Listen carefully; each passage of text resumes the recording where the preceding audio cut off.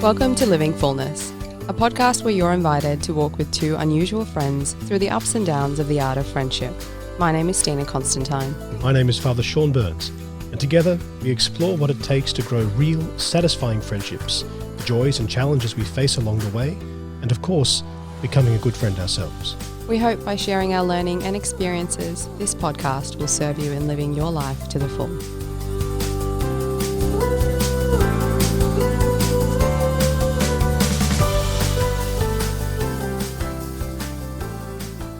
Welcome to Living Fullness, a podcast where we talk all things friendship, relationship, and living a fulfilled Christian life. My name is Stina Constantine, and as always, I'm joined by my long-standing friend, Father Sean Burns.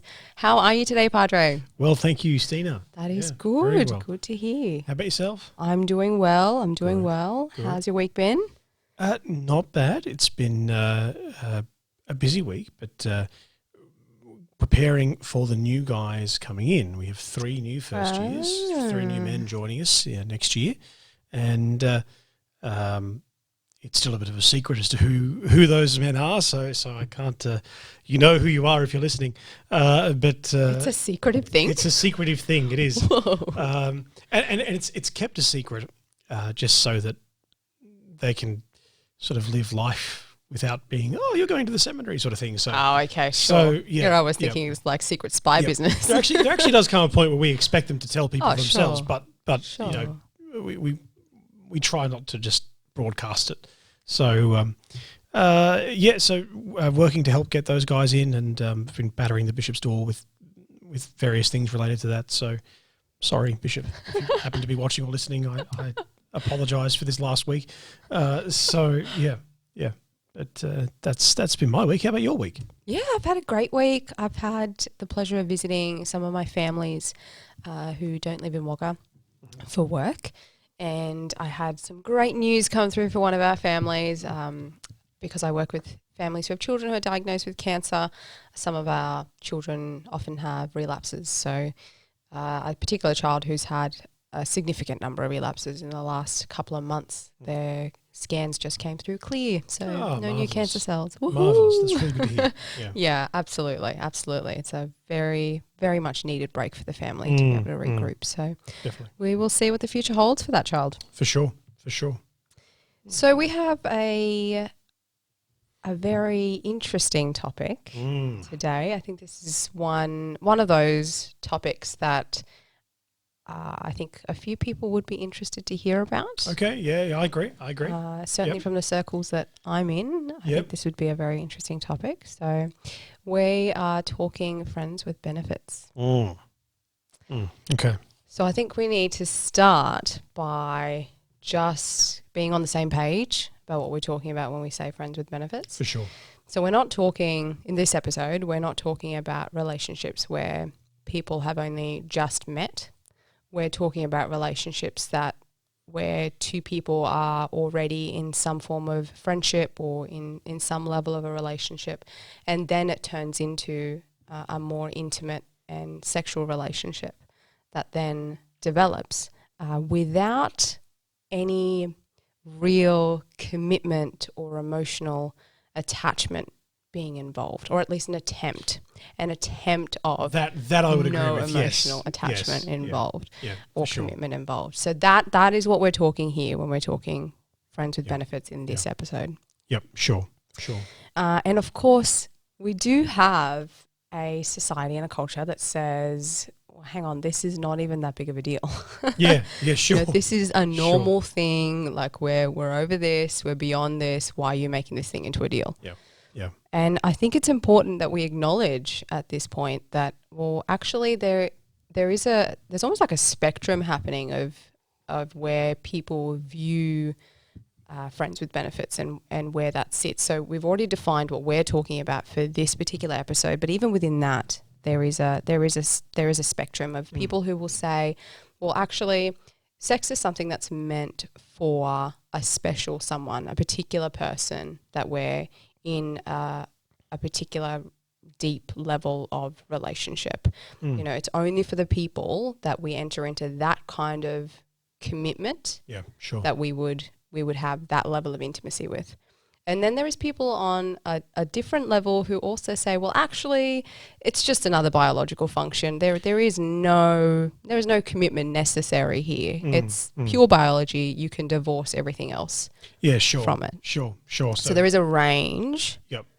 Of thoughts and opinions. Sure. Around this. And within those two sort of those two endpoints on the spectrum, there's probably everything in between. Absolutely. Yeah. Absolutely. Yeah. Absolutely. Sure. And I guess the thing too, when it comes to, say, the end that says it's only biological, there's nothing else really matters. The only thing that matters when it comes to that perspective is, in terms of morals at least, is consent. Consent, right, yeah. Yep. So long as you have consent, nothing else matters. Sure. All right. So that's the spectrum that we've got, or the sort of social or cultural situation that we find ourselves in by and large. I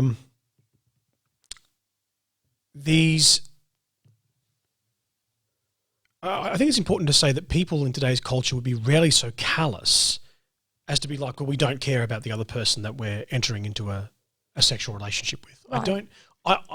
There may be some people out there like that, but I don't think that represents the broader populace. No, I would agree with you there. Yeah.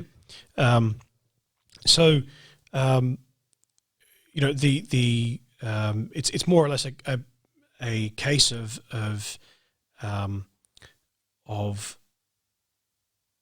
there's a genuine care, even if there's not an intimate relationship built around that. Yeah. There's a genuine sense of that consent exists, or that there be some kind of level of care there. So I think that's important to say. Yeah, even if that is very small, there is something there. Yeah, absolutely. For most people. In most cases, I would say that's true. However, all that being said, I think it's also important to say that we disagree rather strongly with these positions. Yeah. We don't agree with them. In response, we would offer the theology of the body from St. John Paul II. So St. John Paul II did 129, a series of 129 catecheses or teachings on the body, on the human body and its goodness. And just for the record, this is more than a theology of sex. This is actually a profound way to understand the human person. So the last thing that I want to do here is to reduce it to a theology of sex. Sure. But one thing that is important to see is that he does outline in Theology of the Body kind of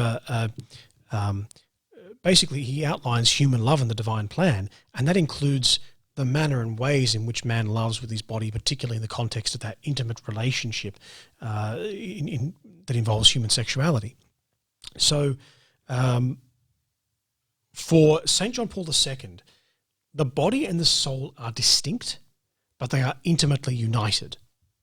And we all tend to agree that that we're made up of body and soul, generally speaking. Yeah. Even somebody who wasn't a practicing Christian would probably believe in some spiritual existence. There's of a man. dimension. There's a dimension there, right? Mm-hmm. So so we would agree on that, but there is a tendency in our culture to treat the body as a shell, or kind of like an additional thing to the soul, like it's tacked on. Or the soul's in the driver's seat, and eventually we kind of discard this thing and go to heaven. That kind of mentality. This mentality is foreign to the Catholic faith, and certainly to Christian experience. I speak about the Catholic faith because I'm from a Catholic background and experience. Collar and all.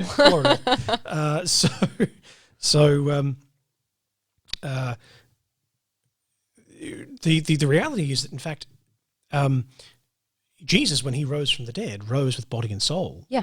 And he promises that to us, that we will, at the end of time, get our bodies back. And so those in heaven at the moment are actually incomplete human persons. They don't become complete until they get their bodies back. Because for the Christian experience, the body is actually essential. Yeah. It's an essential part of who I am. When and John Paul II actually says that the body is a sacrament, that the body is a sign of the soul. So for a Catholic, a sacrament is a sign which does what it signifies. Yeah. So baptism, water, washing, so it actually affects a cleansing in the soul that this signifies, right? Well, in like manner, the body is kind of a sacrament for the soul. It kind of signifies the person, and so it reveals who we are. Basically, that's my point. It reveals who we are. When I'm happy, sad, angry, excited, all of that is portrayed through my body. Yeah. And so also, it is through my body that I'm able to make a gift of myself to other people in acts of service and love. And John Paul II would say that the body, and indeed only the body, is capable of revealing the truth of the human person. And that is to say, the truth of who I am, but also the truth that God lives in me. Right? So the act of sex then for John Paul II is not just a biological function. It is not just an act to be penciled in for the fourth date, right? Nor is it something reserved just for that special relationship where a deep connection is felt. It is how the human person communicates an entire gift of self to another with exclusivity and fidelity, and is open to receiving that gift from another. Yeah.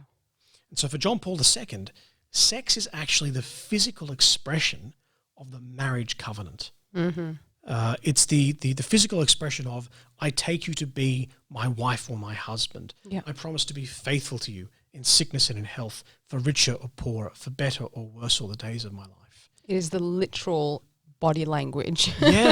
Yeah, exactly right. Just as we have handshakes and high fives and, fist pumps and a slap that can mean all sorts of different things. This is the literal way of our bodies expressing what's going on. Exactly. Yeah. And so those vows actually are two people making a bond, and expressing that bond with their hearts and their bodies, that everything they are, every aspect of them is given as a gift to another and will be so until death. And thus we say sex is something that is reserved for marriage. Yeah. In the case of friends with benefits, and this is going to be something that might get a few questions, it will probably raise a couple of eyebrows, might even cause a couple of tempers to flare. I apologize if that is the case. This is why we have a Q&A at the end, right? So in the case of friends with benefits, a counterfeit bond is formed. It is not the bond of marriage. It is a counterfeit bond. And it's one which promises the vows of marriage with the body, as it were, without the bond forged in the soul, in the heart, right? And so if we really believe that the body and the soul are inextricably united, then both must express the bond, which is the act of sex. Yeah. That bond of marriage. Yeah. Otherwise, one or both are lying. That's right. Yeah. There is heaps more that could be said here. Oh, of course, definitely. Plenty more that can be said. And for those people who do want to hear more about theology of the body and even pick up some courses and things like that, jump over to Fire Up Ministries with Simon and Madeline Carrington. They are doing excellent work in this area in Australia. So you can find them on social media, and they've got a website as well, which I'll put in the link below. So make sure you check those guys out. Send out questions to them as well. They're really friendly, really awesome human beings. Yeah. They would love any questions. In terms of blogs, if you're more of a reader, jump over to chastity.com as well from the United States. They've also got a plethora blogs that you can read. Some fantastic speakers over there that you can look up as well if you Definitely. want to jump into more content there too. Cool. So I guess to really wrap this episode up then, Friends with Benefits is a hilarious title, phrase Yeah. to Yeah. even Yeah. to describe what's actually going on in that relationship. There is no friendship really No, there. that's right. We've talked about this in a previous episode. We've talked about use. You know, that's unfortunately that's what's going on here. Yeah. It's just a matter of whether we can actually be open and honest about what's going on. And as you've, talked today, Padre, about the language of our body, whether we can have the integrity Yeah. to mean what we say and to behave Yeah. with the commitment that we make. Yeah, for sure. It's one of the I'm in the throes of writing an article at the minute, which is on the morality of consent. Ah, yes, yes. And it's we talk about consent as being the sole thing that matters, sort of thing. Yeah. And it's like, well, okay, consent is important. It must be free. The act of sex must be freely given for it to be a gift. Yeah. It has to be freely given. But that is not the only thing that makes it moral. Just because I consent to something does not mean that it is right. Yeah. And so what is also important is that there be that fidelity and exclusivity in the context of marriage. Absolutely. All right. Well, did warn you this was a slightly You did.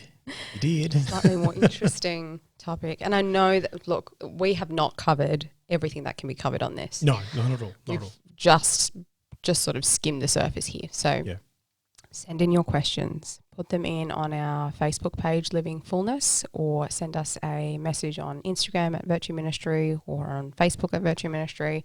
If you know us, come and talk to us. Come and talk to us, yeah. Send us a message, whatever works for you guys. Yeah, please. Come and make contact. We want to hear from you in terms of what we've said, whether it makes any sense, what you'd like to hear more about. Is there something else that we can be fleshing out, in terms of what we talked about here? So let us know. We'll do it. You just need to tell us. That's right. What's going to be helpful. So hopefully we will be able to continue that conversation. In terms of ending this podcast, as with every other podcast episode, Padre, a dose of truth, beauty and goodness. Rightio. Okay, so this one is in the form of an old mentor. Oh. Yeah. Who continues continues to spread and to speak truth into my life and continues to teach me.